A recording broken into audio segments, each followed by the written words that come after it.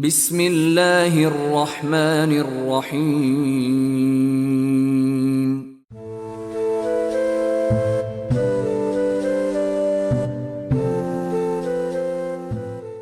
حضرت ابو ہریرہ رضی اللہ تعالیٰ عنہ سے روایت ہے کہ ثمامہ حنفی قیدی بنا لیے گئے اور مسجد نبوی میں ستون سے باندھ دیے گئے تو نبی اکرم صلی اللہ علیہ وآلہ وسلم ہر صبح اس کے پاس جاتے اور فرماتے، ثمامہ تمہارے پاس کیا ہے؟ تو وہ کہتا، اگر آپ مجھے قتل کریں گے تو خون والے کو قتل کریں گے کہ جس کا بدلہ لیا جائے گا، اور اگر احسان کریں گے تو شکر گزار پر احسان کریں گے، اور اگر آپ مال و دولت چاہتے ہیں تو ہم آپ کو جو آپ چاہیں گے دے دیں گے۔ نبی اکرم صلی اللہ علیہ وآلہ وسلم کے صحابہ کرام فدیہ لینا پسند کرتے تھے اور کہتے تھے، اس کو قتل کر کے آپ کیا کریں گے؟ یعنی اس کا کچھ فائدہ نہیں ہوگا۔ چنانچہ نبی اکرم صلی اللہ علیہ وآلہ وسلم نے ایک دن اس پر احسان کیا اور اسے رہا کر دیا تو وہ مسلمان ہو گیا۔ نبی صلی اللہ علیہ وآلہ وسلم نے اسے کھول دیا اور اسے حضرت ابو طلحہ رضی اللہ تعالی عنہ کے باغ میں بھیج دیا۔ آپ نے اسے غسل کرنے کا حکم دیا تو اس نے غسل کیا اور 2 رکعت نماز ادا کی تو نبی اکرم صلی اللہ علیہ وآلہ وسلم نے فرمایا، تمہارے بھائی کا اسلام بہت خوب ہے۔ حضرت بصر بن سعید رضی اللہ تعالی عنہ بیان کرتے ہیں کہ زید بن خالد نے مجھے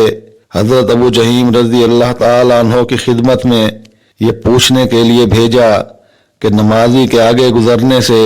گزرنے والے شخص کو کیا گناہ ہوتا ہے؟ انہوں نے فرمایا، اگر وہ 40 سال یا دن کھڑا رہے تو یہ اس کے لیے نمازی کے آگے سے گزرنے سے بہتر ہے۔ حضرت ابو ہریرہ رضی اللہ تعالی عنہ سے روایت ہے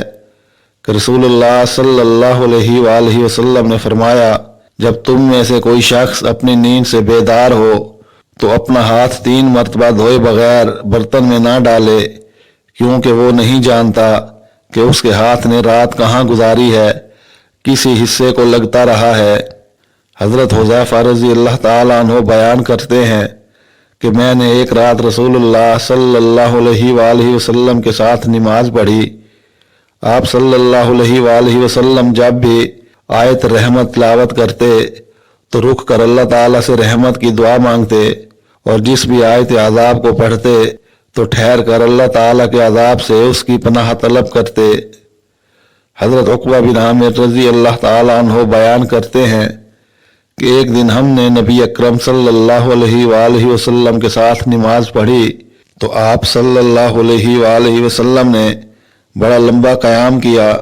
پھر میں نے آپ صلی اللہ علیہ وآلہ وسلم کو دیکھا کہ آپ نے کوئی چیز پکڑنے کے لیے اپنا دست مبارک بڑھایا۔ پھر جب آپ نے سلام پھیرا تو فرمایا، ہر وہ چیز جس کا تم سے وعدہ کیا گیا ہے وہ مجھے اس موقع پر دکھائی گئی، حتیٰ کہ مجھے جہنم بھی دکھائی گئی اور اس میں سے ایک چنگاری میری طرف آئی، یہاں تک کہ وہ میری اس جگہ تک آ گئی تو میں ڈر گیا کہ کہیں یہ تمہیں اپنی لپیٹ میں نہ لے لے۔